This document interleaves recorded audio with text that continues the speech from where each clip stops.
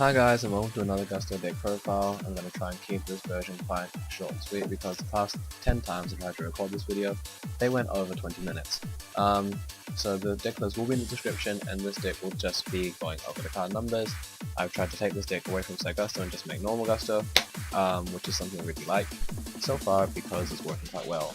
What this deck really focuses on is having Garudas, Eguls, gold start banish things that you can get back with Leviers, and you can get back with DDR, and this is basically what the deck is kind of meant to do. So everything is kind of like meant to banish and get back, or call the haunted and get back, or hush psychic cleric and get back. So yeah, card numbers: Tempest, Debris Dragon, self-explanatory, at least it should be. I'm pretty sure you guys know what it kind of does by now. Both these cards are incredibly important. Of course, Tempest searches Debris Dragon, so you don't really want to see Debris Dragon in your hand, but it's fine. You could gold start for Tempest and get this to your hand. You could flip something and get this to your hand. But yeah, I really don't feel like doing a lot of explanation in this deck video, but I'm going to try for cards that I haven't yet put in the, previous deck profiles, but for cards that I have put in previous deck profiles that you probably won't go over. I hope that's okay. I think I go over things in most of my other deck profiles. If you do have any questions, please feel free to ask me. I play 2 Garuda, and the reason I play 2 Garuda is because he banishes a thing that you can get back with different dimension Reincarnation, and also because he's a level 4 level 4 non-tuner / wind monster. That's important because you can synchro with him, because this deck needs non-tuners, and he's also has a funny secondary effect which you'll almost never get off. But I tried to put Lightning Chidori in here because it's a Wind Xyz monster. The issue I have with this deck is that this deck needs more Wind monsters because Pirika's effect sometimes gets a little bit annoying. When you're trying to make a really big push, sometimes it's important to remember Pirika and leave Pirika to last, otherwise you're not going to make the things you want to make. The reason I took Psychics out is because Serene Psychic Witch is just an extra monster you have to set in order to get its effect off, and it was kind of slow, but now I'm just trying to focus on more Gustos and just have Gusto do what it's meant to do and win.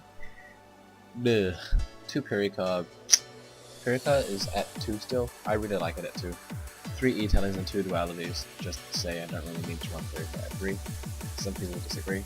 I like Pirika at 2 though. It's a personal thing.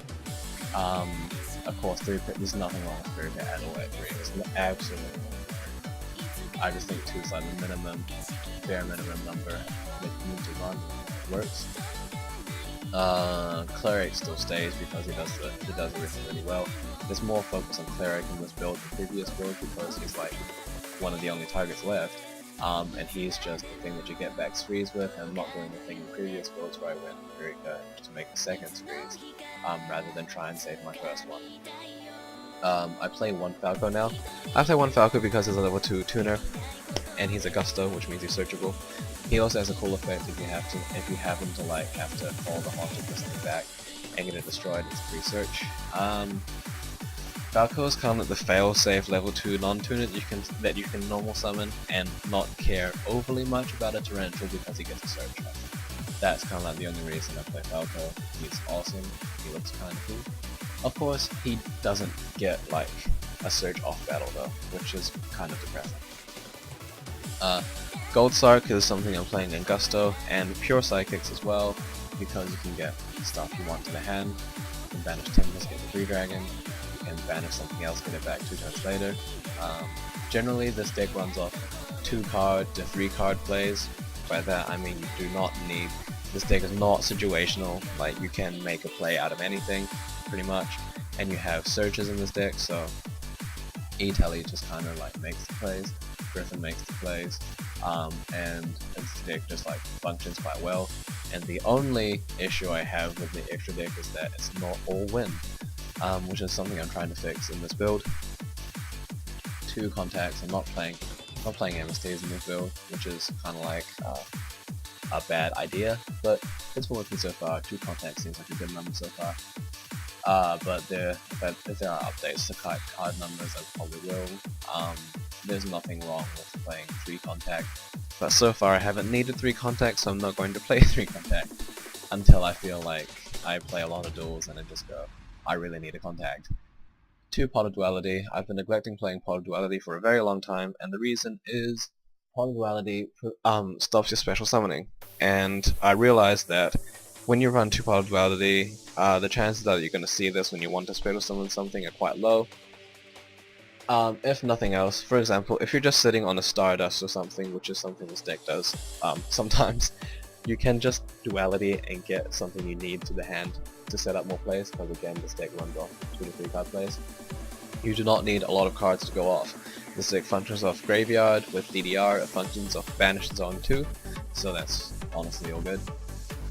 If nothing else, if you happen to not draw into a Winda, an Egul, or a Gulldo, and you have nothing like no E-Tally or something, you can just Duality into a Gusto monster, because I guarantee you will open with a Gusto if you haven't already with Duality.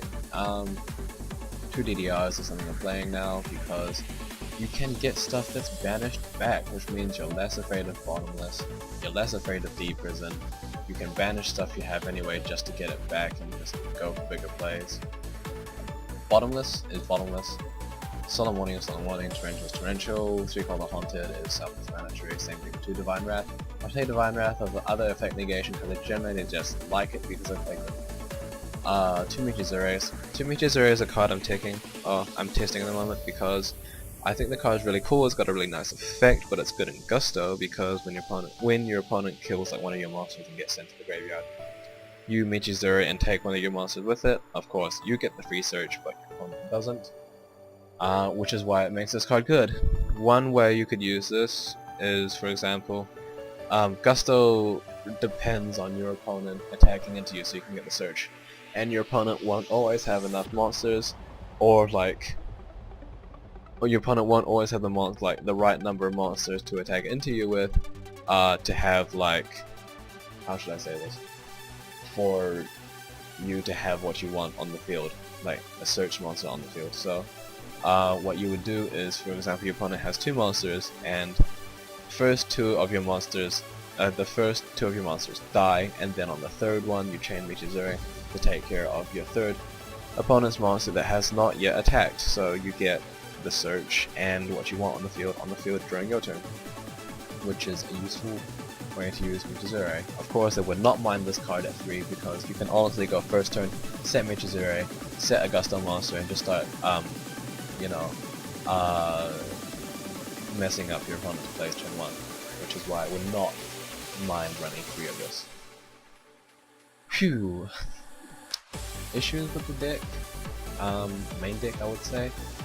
I need a level 2 non-tuner, which is likely going to be a Psychic Jumper, because 1, he has that creature swappy effect, which is not something I want to be using every duel, but it's nice to have.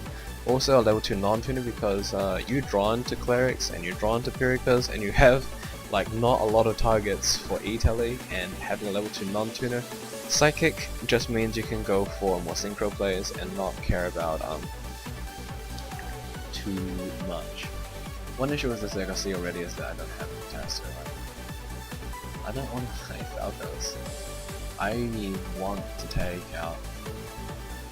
I'm going to take out Ancient Fairy Dragon and put Caster in. The reason is Ancient Fairy Dragon depends on your opponent having a field spell, which is not against everything. And against decks that do have a field spell, I'll probably just slide in 3 MST in the Dust Tornado. So that's why I'm going to take Ancient Fairy Dragon out for now, and see how things kind of roll. Extra deck, Star Eater is just there. It's not Wind, but it's Star Eater. Scrap Dragon's not Wind either, but it's a Scrap Dragon. Stardust is Wind, Egul's Wind, Black Rose Dragon is Black Rose. Psychic Nightmare is Wind. He also gets a free peek at your opponent's hand. Psyhemoth is a level 6, which is incredibly easy to go into in this deck, and he's also a Psychic and a DD Warrior Lady. 2 sprees because it's enough. She is recyclable. You can honestly do whatever you want with sprees now. You can even attack with it, get miracles, and not give too much of a shit. Yeah. 1 Catastor because it's Catastor. You need a level 5, and he's honestly one of the best ones unless you play What if I should play Librarian. I'm gonna test Librarian out. Honestly haven't played Librarian in so long, but I think I should. I should play Librarian. Librarian seems like a good idea. Librarian seems like a good idea. Gulldos and Falcos. Gulldos and Falcos are things you kind of want to play. Of course, Gulldos and Falcos, I don't know how efficiently I could make it. It seems like, as this picture suggests, it's most likely going to be off a Kamui search, but I don't know.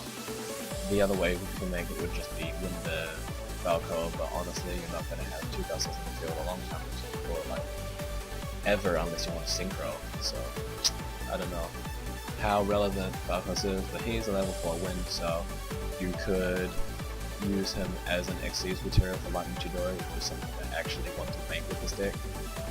And Totem Bird is a level 3, as a rank 3 that I never bothered to play, and I don't know why, because he's honestly good. Totem Bird though, if your opponent doesn't torrential your Pirika summoning and getting Gulldo back, or torrential your Totem Bird, I mean, wait, you can't torrential your Totem Bird. I'm saying, like, if he doesn't torrential your Pirika, if you have to normal summon it to make Totem Bird, then he probably doesn't have any, like, torrential or bottomless or something face down.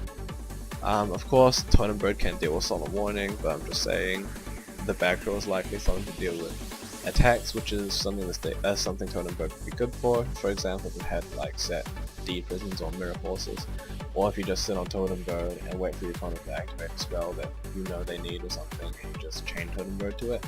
It has a lot of uses, of course. It's just going to be dead on the field otherwise, so you probably just want to scrap Dragon it away. And Levier, because Levier is just that good. Levier is honestly so good. There's this one card I saw, has something to do with when it sees. There we go, Moon Dance Ritual. I think this card's really cool. I saw it the other day by targeting 1 Wind XYZ monster you control while it's facing on the field, negate everything on the field.